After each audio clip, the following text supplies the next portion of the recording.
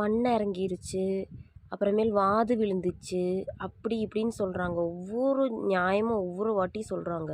இந்த மண் மாதிரி இருந்ததை வந்து நான் ஒரு மாதிரி ஸ்லாப் போட்டு நல்லா நீட்டாக பண்ணி கொடுத்துட்டு போகிறேன் ஒவ்வொரு வாட்டியும்.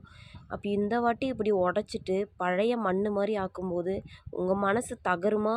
உங்கள் ஹார்ட் இப்படி இருக்கும். உங்கள் அம்மாவோட கல்லறையை வந்து இப்படி இடிச்சிட்டே இருந்தாங்கன்னா எல்லாரோட மனசும் நீங்கள் கொஞ்சம் உங்கள் இதயத்தை தொட்டு பாருங்கள், எப்படி வலிக்கும்னு யோசிச்சு பாருங்கள்.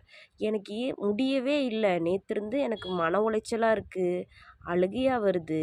யார்கிட்ட போய் சொல்லணும்னு தெரியல. போலீஸ்கிட்ட கம்ப்ளைண்ட் கொடுத்துட்டேன்.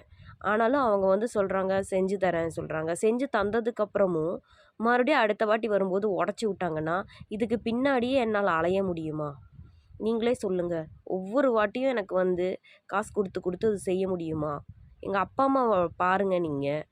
எனக்கு வந்து எனக்கு அவங்க போகலைன்னு நினச்சிட்டு நான் இருக்கும்போது ஒவ்வொரு வாட்டியும் நான் இந்த அளவுக்கு நீட்டாக நான் அந்த கலரையை நான் பண்ணியிருந்தேன். நீங்களே பாருங்கள். நான் உங்களுக்கு ஃபோட்டோஸு நான் ஃபுல் வீடியோ வந்து யூடியூப்பில் அப்லோட் பண்ணியிருக்கேன். நீங்கள் ஃபுல் வீடியோ போய் பாருங்கள்.